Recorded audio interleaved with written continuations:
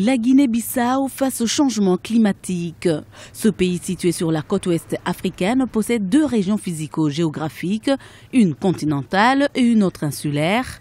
Cette deuxième partie comprend l'archipel de Biragos, composé de 88 îles, dont 21 sont inhabitées, une région en surveillance permanente et en zone protégée. Quand vous rentrez dans cet archipel, vous croyez être à Bali. Et peu de personnes le savent. Et ce milieu naturel, malgré l'instabilité politique que nous avons eue pendant plusieurs années, est unique, il est préservé. Il n'y a que le Gabon qui fait mieux que la Guinée-Bissau en termes de zones protégées en Afrique. Nous avons pratiquement proche de 20% de notre pays qui est zone protégée. Et ça, nous l'avons fait avec nos propres ressources. Nous avons créé des petites fondations. Et ça nous donne un actif énorme pour l'environnement. La préservation et la protection de cette région font pourtant face aux aléas du changement climatique.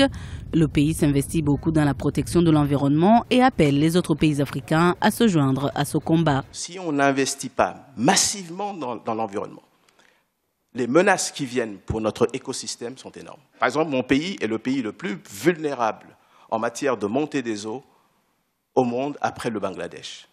C'est-à-dire que si rien n'est fait dans mon pays dans les 30 ans, une grande partie du territoire va disparaître. Déjà, nous ne sommes pas très grands. La Guinée-Bissau est limitée au nord par le Sénégal, au sud et à l'est par la Guinée et à l'ouest par l'océan Atlantique. Sa superficie est de 36 125 km², dont plus de 28 000 km² de zones arides.